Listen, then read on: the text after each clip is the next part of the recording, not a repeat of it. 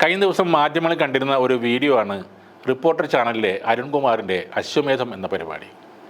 അരുണിൻ്റെ കുതിരപ്പുറത്തിരുന്നുള്ള ചോദ്യങ്ങൾക്ക് താഴെ നിന്നുകൊണ്ട് നിഷ്കളങ്കമായി മറുപടി പറയുന്ന സഖാവ് പന്ന്യൻ രവീന്ദ്രനെയാണ് കണ്ടത്. അത് കണ്ടപ്പോൾ അത്ഭുതം ഒന്നും തോന്നിയില്ല.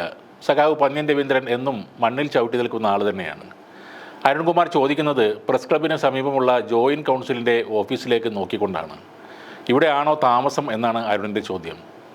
ഇവിടുത്തെ ഹാളിലാണ് കുറച്ചു കാലമായി കിടപ്പ് എന്നാണ് പന്ന്യൻ രവീന്ദ്രൻ മറുപടി പറയുന്നത്. MN സ്മാരകത്തിലായിരുന്നു 40 വർഷമായി കിടന്നിരുന്നത്. അവിടെ ഇപ്പോൾ പുതുക്കി പണി നടക്കുന്നത് കാരണം കുറേ നാളായി ഇവിടെ ജോയിൻറ്റ് കൗൺസിലിലെ ഹാളിലേക്ക് കിടപ്പ് മാറ്റി എന്ന് സഖാവ് പന്ന്യൻ അതിനോട് ചേർന്ന് പറയുന്നുണ്ട്. അതുകൂടാതെ അരുൺജി എന്നാണ് സഖാവ് പന്ന്യൻ അരുണിനെ സംബോധന ചെയ്യുന്നത്. അത് എളിമ മാത്രമല്ല, ഒരു മാന്യത കൂടിയാണ്.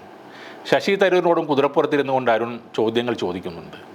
എന്നാൽ രാജീവ് ചന്ദ്രശേഖരുടെ മുന്നിൽ എത്തിയപ്പോൾ കുതിരപ്പുറത്ത് നിന്നും ഇറങ്ങി നിന്നാണ് ചോദ്യങ്ങൾ.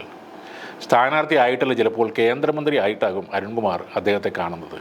ആ ഒരു ബഹുമാനം കൊടുത്തതാകാനും സാധ്യതയുണ്ട്. 4 വർഷം തിരുവനന്തപുരത്തിൻ്റെ MP ആയിരുന്ന ആളാണ് സഖാവ് പന്ന്യൻ രവീന്ദ്രൻ. അക്കാലം തൊട്ട് ഇന്ന് വരെ തിരുവനന്തപുരം നഗരത്തിൻ്റെ ഏതെങ്കിലും ഭാഗത്ത് സഖാവിനെ ഒരിക്കലെങ്കിലും കാണാത്തവർ ചുരുക്കമാണ്. പലപ്പോഴും ഏതെങ്കിലും ചായക്കടയുടെ മുന്നിൽ രാഷ്ട്രീയം പറഞ്ഞുകൊണ്ട് സഖാവ് നിൽക്കുന്നുണ്ടാവും. ചിലപ്പോൾ റോഡിൻ്റെ സൈഡിലുള്ള പഴയ പുസ്തകങ്ങൾ വിൽക്കുന്ന കടയിലായിരിക്കും ഉള്ളത്. ചിലപ്പോൾ ചുമട്ടുതൊഴിലാളികളുടെ ഷെഡിൽ കാണാം, ഓട്ടോ സ്റ്റാൻഡിൽ. അങ്ങനെ ജോലി ചെയ്യുന്നവരുടെ ഇടയിൽ ആ മനുഷ്യനെ കാണാവുന്നതാണ്. യാതൊരു ജാടയുമില്ലാത്ത, വെച്ചുകെട്ടില്ലാത്ത സംസാരമാണ് അദ്ദേഹത്തിൻ്റേത്. മറ്റൊരു സ്ഥാനാർത്ഥി ശശി തരൂർ വിശ്വപൗരനാണ്. അതുകൊണ്ട് എപ്പോഴും തിരുവനന്തപുരത്തുള്ളവർക്ക് അദ്ദേഹത്തെ കാണാൻ കഴിഞ്ഞെന്ന് വരില്ല. മൂന്നാമത്തെ ആൾ കേന്ദ്രമന്ത്രിയാണ് രാജീവ് ചന്ദ്രശേഖർ. അദ്ദേഹം ഇപ്പോഴായിരിക്കും തിരുവനന്തപുരത്തെ സാധാരണക്കാരെ നേരിൽ കാണുന്നത്. കോൺഗ്രസും BJPയും ഒരുപോലെ പറയുന്ന കാര്യമാണ് തങ്ങളുടെ പ്രശസ്തരായ ഉന്നത വിദ്യാഭ്യാസവും ഉയർന്ന ജീവിത നിലവാരവുമുള്ള സ്ഥാനാർത്ഥികളെ വിജയിപ്പിച്ചാൽ തിരുവനന്തപുരം സ്വർഗമാക്കുമെന്ന്. എത്രയോ വർഷങ്ങൾ MP ആയിട്ടിരുന്ന ശശി തരൂർ എന്താണ് ചെയ്തതവിടെ? തരൂർജി നൽകിയ വാഗ്ദാനങ്ങൾ ഒന്നും നടപ്പിലായിട്ടില്ല. കേന്ദ്രമന്ത്രിയായ BJP സ്ഥാനാർത്ഥി എന്താണ് ചെയ്തിട്ടുള്ളത്? പന്ന്യൻ രവീന്ദ്രനെ ഓക്സ്ഫോർഡ് ഇംഗ്ലീഷ് അറിയില്ലായിരിക്കും.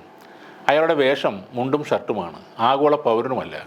പക്ഷേ അയാൾ എപ്പോഴും ജനങ്ങൾക്കൊപ്പം ഉണ്ടായിരുന്ന വ്യക്തിയാണ്. അദ്ദേഹം MP ആയിരുന്നപ്പോഴാണ് ഐസർ വന്നത്, 2ാം ടെർമിനലിന് അനുമതി ലഭിച്ചത്, ബ്രഹ്മോസ് വന്നത്, കൊച്ചുവേളി ടെർമിനൽ വന്നത്, മെഡിക്കൽ കോളേജിൽ സൂപ്പർ സ്പെഷ്യാലിറ്റി ബ്ലോക്ക് വന്നത്, എയർ ഇന്ത്യയുടെ രാജ്യത്തെ 3ാമത്തെ മെയിൻ്റനൻസ് ഹാങ്ങർ വന്നത്. നാടിന് ആവശ്യമായി നേടിയെടുക്കാൻ കഴിയുന്ന ഒരു MP-യാണ് ഇവിടെ വേണ്ടത്. ഇന്നത്തെ നേതാക്കൾ എല്ലാം തന്നെ മക്കളെ പഠിക്കാനും ബിസിനസ് ചെയ്യാനും പല രാജ്യത്തും സ്റ്റേറ്റിലും അയച്ച് പണം വാരുന്നുണ്ട്. അതിൽ നിന്നെല്ലാം വേറിട്ട ഒരു മുഖമാണ് പന്ന്യൻ രവീന്ദ്രൻ. നേരും നെറിയും കൈമോശം വന്ന രാഷ്ട്രീയത്തിലെ കെടാത്ത ഒരു കനൽ തന്നെയാണ് പന്ന്യൻ രവീന്ദ്രൻ എന്ന സഖാവ്.